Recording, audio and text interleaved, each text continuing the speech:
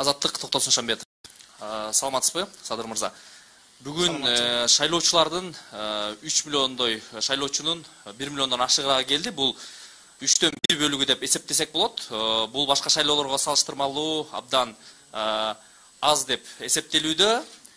Сиз ушундай шартта алдыда келаткан алдын ала жыйынтыкка катары кийин президент болуп калсаңыз, саясий күчтөрдү бириктирүүгө, өлкөнү бириктирүүгө кандай максаттарыңыз бар, кандай пландарыңыз бар? Саясий күчтөрдү консолидация кылууга, ынтымакка чакырууга, элди бириктирүүгө. Экинчи каалоо менен өтүнүч, сиз убактылуу өкмөт башчылыгына келип атканда дагы маекке чакырдык элек интервьюга. Азыр дагы расмий маекке чакырабыз, анан алдын ала жыйынтык менен куттуктайбыз. Сиздердин маегиңиздерден качпайм, барам сөзсүз. Мына эми Кудай буюрса эртеңден баштап колум бошойт.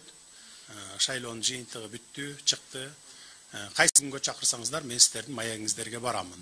Элге түз жооп бергенге даярмын. Элден качпаймын. Бул бир.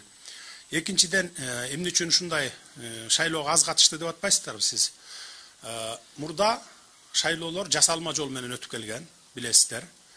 Форма 2 дегенде мындай бир ойлоп таап чыгып, анан мындай мурда бир 3 миллионго чейин шайлоочулар катышкан убакыт болгон. Бул жолу биз бийликке келген күндөн баштап мындан ары шайлоолор, жанагыдай президенттик болобу, парламенттик болобу жасалмалуу жол менен өтпөш керек.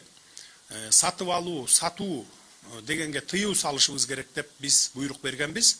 Мына бүгүн ошол буйрук аткарылып, форма 2 деген баш айландырма, ушундай бир мафиялык система жок болгондугу үчүн ошо 1 миллиондон ашык адам келип атат. Бирок ошол элдер, келген элдер өзүнүн чын жүрөгү менен добуш бергенин сиздер дагы көрдүңүздөр.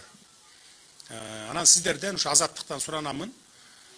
Мындай бир сөздөрдү бурмалап, бир жерин кесип алып туруп, анан өзүңөрдүн комментарийиңер менен мындай башка жака бурмалабай берип турсаңыздар жакшы болот эле.